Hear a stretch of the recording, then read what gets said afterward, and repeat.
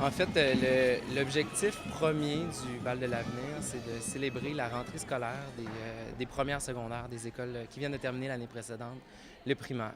Donc, on veut vraiment souligner cette nouvelle étape-là. D'ailleurs, il y a eu une parade aujourd'hui, puis c'est les premières personnes qu'on voit dans la parade qui sont devant et on les reconduit à l'école primaire. Nous croyons que le passage primaire-secondaire est quelque chose de primordial pour les élèves. Et comme nous sommes un campus en centre-sud, nous faisons en sorte que les élèves du primaire puissent, par différentes activités, connaître l'école secondaire, y vivre à des moments différents dans l'année.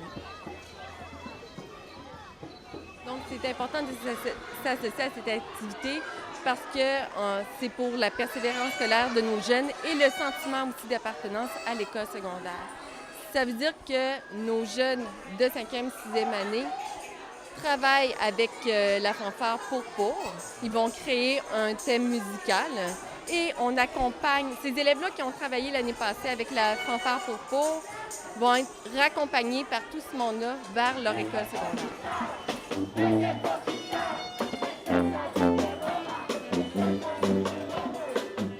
Moi, je fais partie de la fanfare pour cours et la fanfare pour cours, ça a commencé il y a 15 ans déjà et c'était au départ un projet avec des vieux amis. Je dirais que ça fait plus que 30 ans qu'on se connaît. On a fait des projets ensemble de musique. Et il y a une quinzaine d'années, on s'est remis ensemble pour faire la fanfare pour. Et on joue un peu partout, on fait pas mal de tournées. Et comment on envisage la création artistique en réalité. Et puis, on a présenté le projet à 80 Ruelles de l'avenir, qui sont devenus rapidement des collaborateurs vraiment importants, indispensables au projet maintenant. Cette année, on est à la deuxième édition du projet. L'année dernière, on a eu la chance d'avoir les gens de Pourpour, en fait, Jacques, qui nous ont approchés. Principalement, premièrement, pour notre expertise avec les jeunes. Nous, on est un organisme communautaire qui travaille avec les jeunes des écoles primaires dans le quartier Centre-Sud et Hochelaga-Maisonneuve. Puis on travaille aussi ici à l'école Pierre-Dupuis avec les ados. Donc, on a eu la chance vraiment d'avoir Jacques qui est venu nous voir, qui nous a présenté le projet, qui nous a vraiment allumés aussi, parce que ça tombait vraiment dans nos objectifs en fait de travail. Puis on trouvait le projet vraiment intéressant. Donc, on s'est lancé. Puis c'est déjà la fin de la deuxième édition. Je dirais qu'au niveau de la direction des écoles et des professeurs, on a vraiment une collaboration extraordinaire. Elle continue le travail qu'on fait avec eux dans les ateliers. En dehors des ateliers, dans leur classe, elles continuent le travail et c'est extraordinaire. Maintenant, tu me demandais tantôt si les élèves aimaient ou étaient contents de faire partie de ça. Je te dirais que la majorité sont très contents, d'autres sont moins intéressés. Et puis, c'est normal, il y en a qui préfèrent le soccer, il y en a qui préfèrent le football. Hein? Fait que c'est normal qu'il y en a qui ne soient pas branchés par la musique ou la création littéraire. Mais je dirais que la participation est quand même assez bonne. Plus que 90 des jeunes sont intéressés. Au niveau des jeunes, je pense qu'on a senti aussi aujourd'hui l'énergie des jeunes, de l'implication dans ce projet-là. On les a vus sur scène. Au courant des ateliers aussi, on voit les jeunes évoluer dans ce genre de projet-là. Puis même dans l'ensemble des projets qu'on fait avec les jeunes du quartier, ce type de projet-là, cette année, entre autres, on a pu, en regardant un regard sur l'année passée, on a vu un taux d'absentéisme en classe diminuer. Des classes qui participent à ce genre de projet-là. Fait que déjà, on peut voir que les jeunes s'intéressent plus à l'école. Au moins, ça leur donne une raison intéressante de s'unir au reste de la classe puis de s'impliquer dans un projet. Donc, ça rend tout ça intéressant. Le leitmotiv de la Ruelle de l'avenir, c'est justement nourrir la réussite. Et ça nous avait allumé. Ça, on aimait ça et on trouvait que célébrer la rentrée scolaire, c'était vraiment plus intéressant que célébrer la fin de l'année. La fin de l'année, c'est un cliché, c'est facile, tout le monde s'en va en vacances, c'est vraiment facile à fêter. On fête de toute façon. Mais la rentrée scolaire, c'est quelque chose à encourager et puis on considère que c'est important.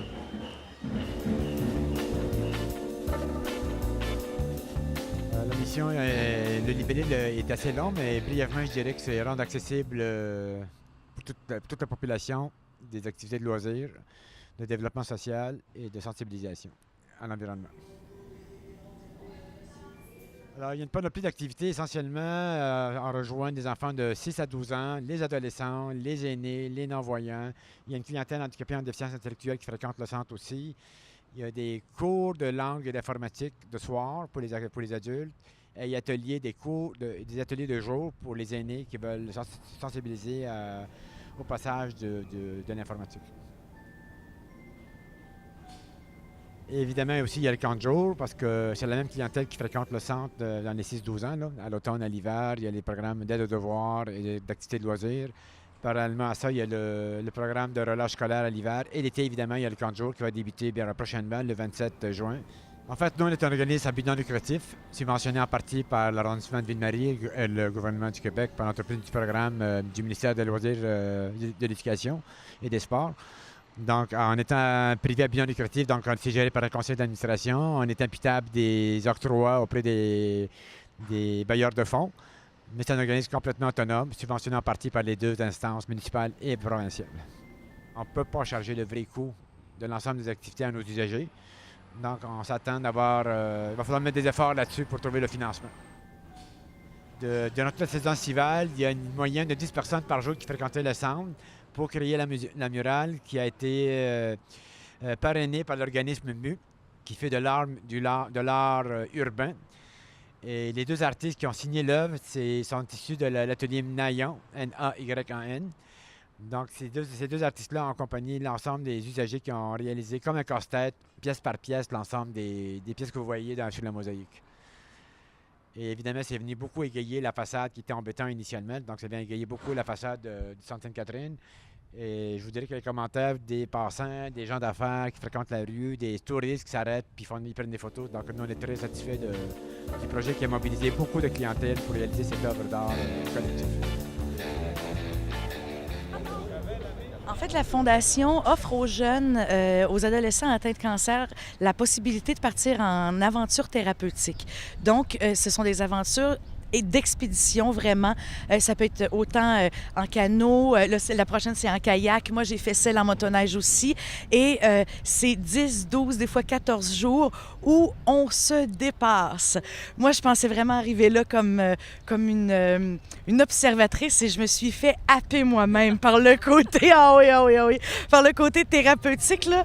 Je vous dis que quand on se retrouve avec des jeunes qui sont aussi ouverts, aussi généreux de leur personne, on n'a pas le choix d'embarquer. On ne peut pas faire une expédition comme celle-là si on n'a pas l'élan du cœur pour la faire. Donc, je pense que ça aussi, ça fait partie du choix, de comment on choisit ces jeunes-là, de ne pas les amener à contre-cœur, mais bien qu'il y ait déjà une préouverture par rapport à ça. Et il faut dire que c'est à travers le Canada. Donc, la Fondation a beau être installée au Québec, ce sont des jeunes à travers le Canada. La Fondation Sur la Pointe des Pieds transforme vraiment la vie de ces ados-là qui partent et qui vont faire ces expéditions d'une semaine, 10 jours, 12 jours, à quelque part. La raison pour laquelle ça les transforme, c'est que ces gens-là sont déjà affaiblis. Ils ont déjà un certain manque de confiance par la maladie. Ils sont entourés de ça.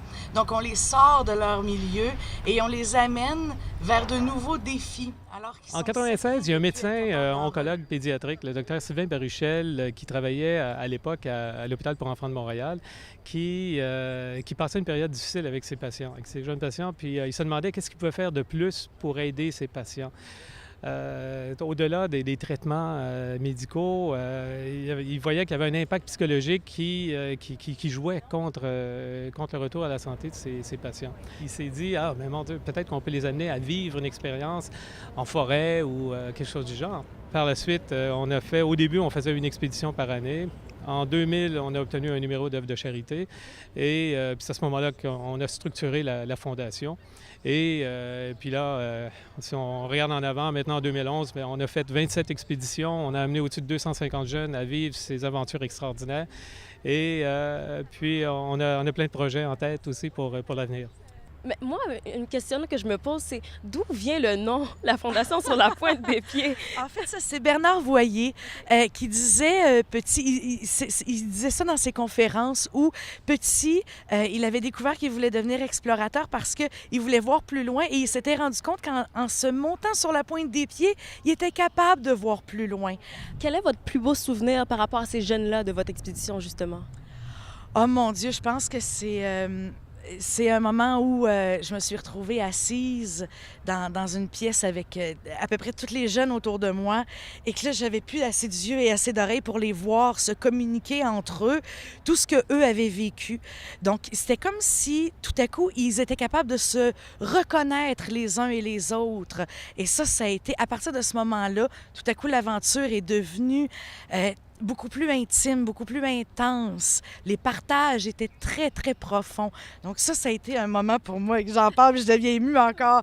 Ça a vraiment été un moment fabuleux d'avoir accès à tout ça.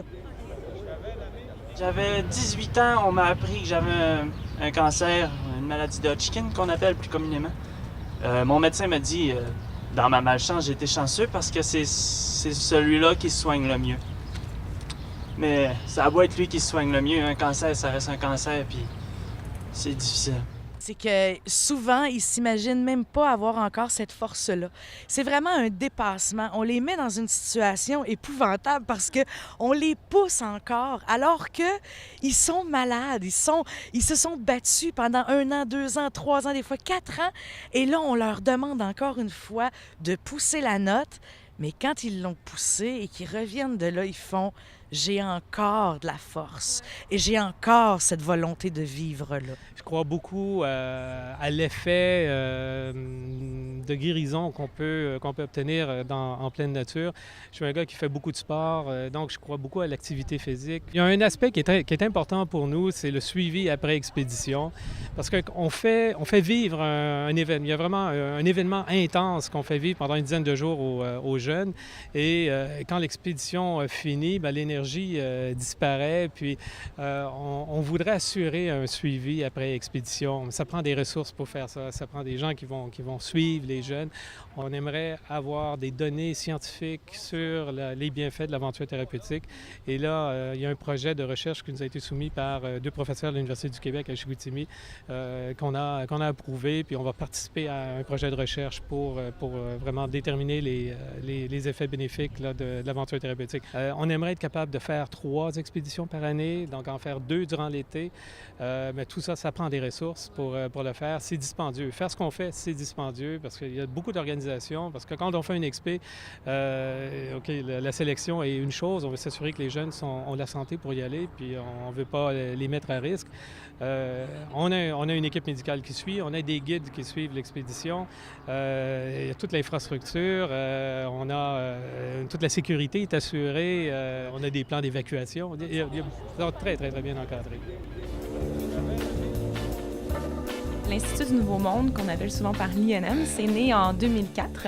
Et puis, c'est né en fait du sentiment qu'au Québec, on voulait faire des débats publics puis faire participer les citoyens à cela parce qu'il y avait un peu un désengagement aussi au niveau politique. Puis, ça se poursuit un peu durant les dernières années. Donc, en fait, l'idée, c'est d'amener des citoyens à prendre part au débat public, tout simplement. Et en fait, on souhaite outiller les citoyens pour favoriser leur participation dans les débats publics, mais aussi à renouveler les idées, donc trouver d'autres manières des fois, on tourne un peu en rond, donc aller un peu déscléroser les débats actuels pour avoir des nouvelles idées, puis après ça, amener un peu plus d'avancement pour la société québécoise. En général, est-ce que vous catégorisez l'école au même niveau qu'un cégep, au même niveau qu'un secondaire? Est-ce que ça donne un certificat? C'est quoi que ça offre? Mais en fait, l'école d'été, ça, c'est vraiment spécifique à un groupe d'âge. Donc, c'est du 15-35 ans. Donc, c'est vraiment pour les jeunes et c'est sur 4 jours. Donc, c'est vraiment un événement. Donc, c'est pas vraiment comme une même école que, justement, le cégep ou l'université parce qu'on n'est pas assis à un bureau à écouter un professeur puis à prendre des notes, quoique ça peut être aussi très intéressant. Okay. Mais vu que c'est l'été, c'est beaucoup plus festif. Donc, l'idée, c'est de s'informer avec d'autres jeunes, mais d'une manière différente, si on veut. Okay. Donc, je dirais que je résumerais l'école d'été par 3 mots qui sont s'informer, débattre, proposer, mais le tout dans un cadre original et ludique. Je dirais qu'à la différence, d'habitude, on a toujours des conférences, des tables rondes, des choses comme ça, comme dans n'importe quel autre événement souvent. La différence, c'est que pour animer ces débats-là, on utilise différentes méthodes d'animation pour favoriser, dans le fond, la prise de parole des jeunes, mais aussi et surtout, on ajoute des animations plus artistiques. Donc, par exemple, des petits sketchs originaux, donc justement, là, qui vont venir faire plus toucher à l'imaginaire, si on veut. Et puis, il y a aussi en soirée souvent des spectacles, des cabarets. Donc, on essaie là, d'amener un peu plus d'un peu d'humour aussi à travers ça. Donc, voilà. C'est sûr qu'il y a d'autres événements jeunesse qui souvent vont avoir lieu à Montréal, donc de différentes autres organisations. Mais je dirais que ce qui, disons, est plus unique à l'école d'été, bon, de un, c'est la 8e édition cette année, donc ça fait quand même un petit bout qu'on fait ça. C'est surtout qu'on réussit, je dirais, à réunir des gens d'un peu partout. Donc, c'est vraiment... Puis l'objectif, c'est d'outiller les jeunes au niveau de la citoyenneté. Donc, c'est-à-dire qu'ils puissent arriver par la suite dans leur milieu, s'engager, puis être des citoyens plus avisés, plus conscients aussi des enjeux qui ont autour d'eux. Fait que ça peut être une première expérience pour un jeune qui n'est pas nécessairement impliqué dans un comité environnemental, par exemple, ou une association étudiante, mais ça peut être aussi autant pour des jeunes très engagés dans leur milieu qui ont le goût d'aller plus loin. Donc, je dirais que c'est assez ouvert à ce niveau-là. On en a vraiment... On a différentes activités qui s'adressent finalement pour que tous les gens en aient pour leur journée. Et comment tu trouves? Quelle est l'ambiance?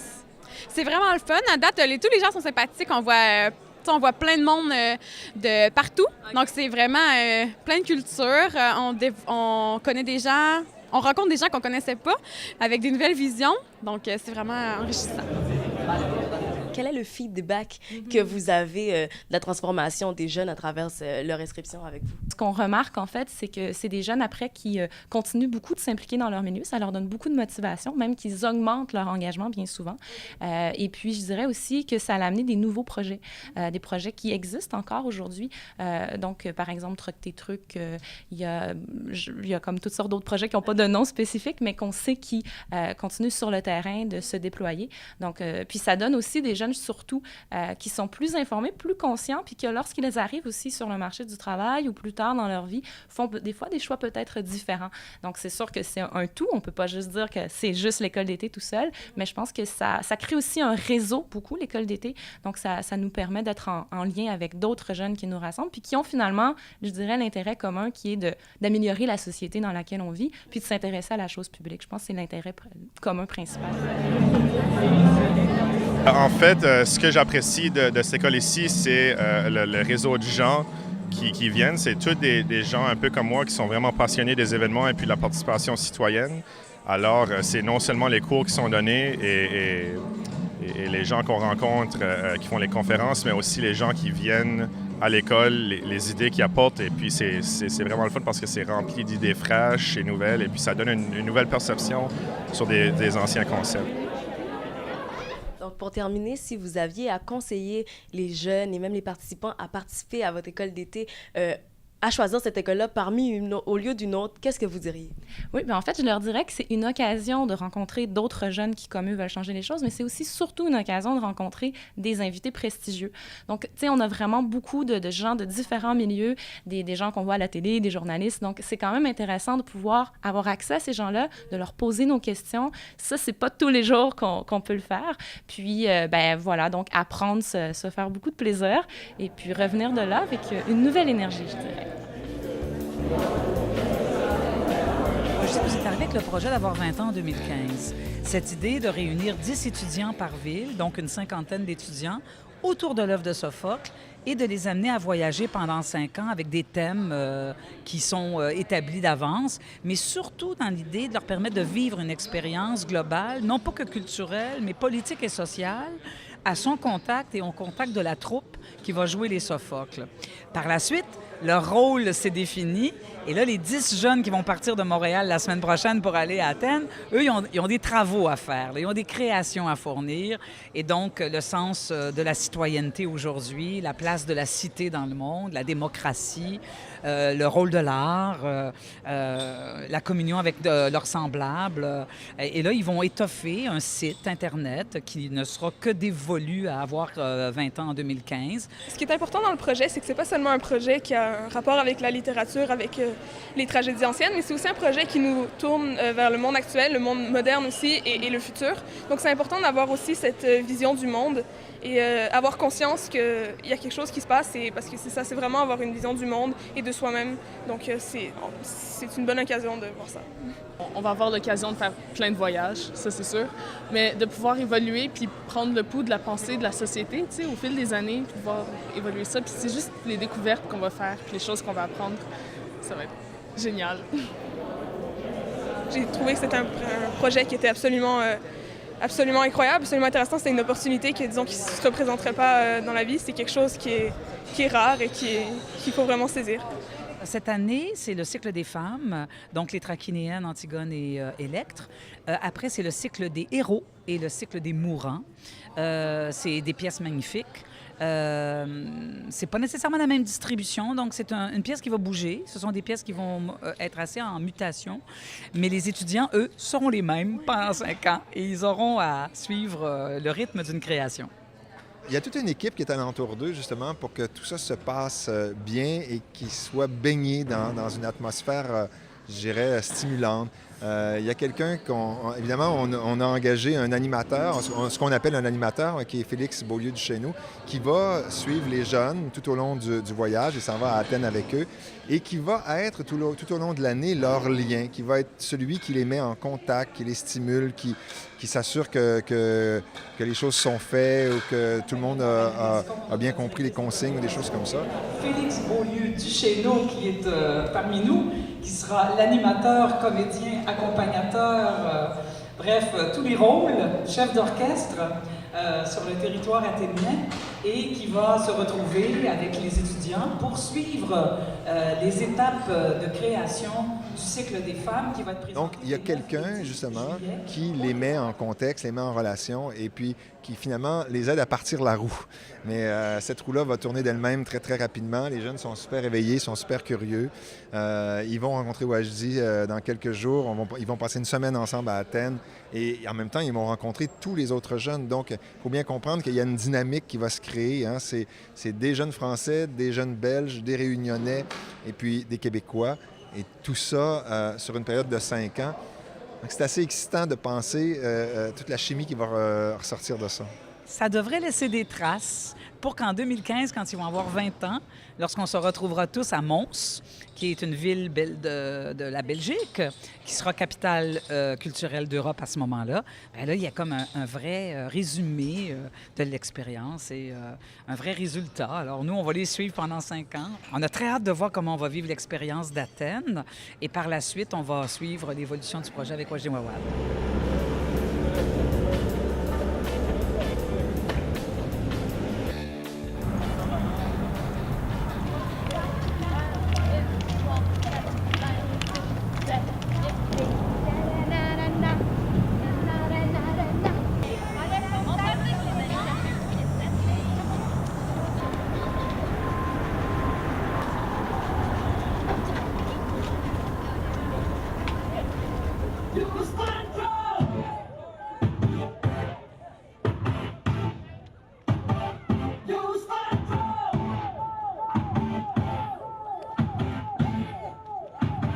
C'est un projet d'appropriation du territoire, de cartographie. Donc l'idée, c'était un peu d'inscrire une nouvelle entité multiculturelle dans un territoire.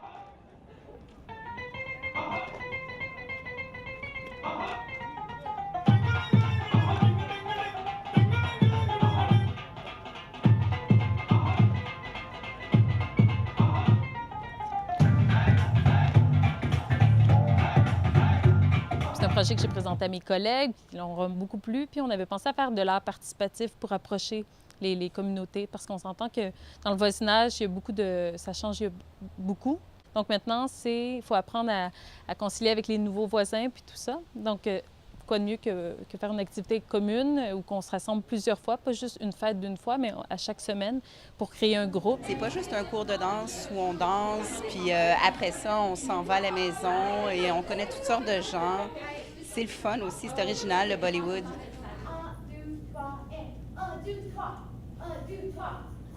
Dans toute activité comme ça, en plus gratuit, ou que c'est vraiment ouvert à tous, les gens viennent essayer. La plupart n'avaient jamais dansé Bollywood aussi. En général, je pense que même ceux qui sont venus 2-3 fois ont beaucoup apprécié l'expérience, puis ça fait partie de... C'est pas un contrat, que dès que tu viens, tu restes.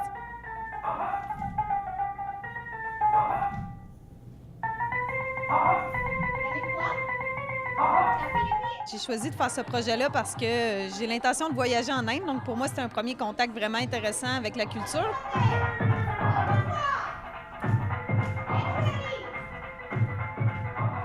Bollywood, on s'entend, c'est vraiment la danse de la bonne humeur. Là. Moi, personnellement, les mouvements me font rire. Les rires, les sourires, le sourire fait partie intégrale du Bollywood. C'est tellement quelque chose finalement d'inconnu, on a tellement envie de l'apprendre que je pense que finalement ça rentre aussi plus facilement.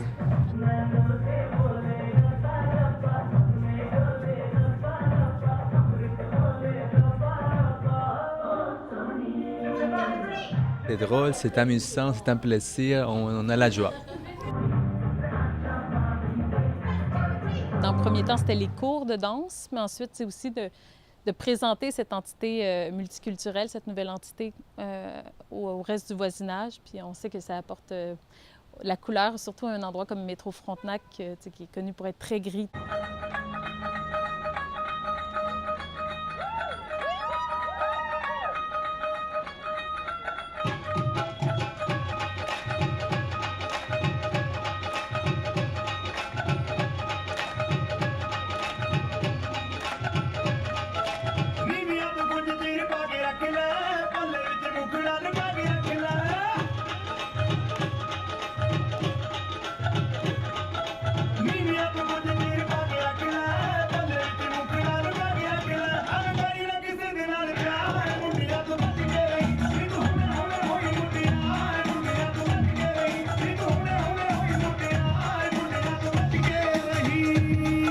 C'est gros quand même, présenter des flash mobs pour des gens non professionnels devant tout le monde.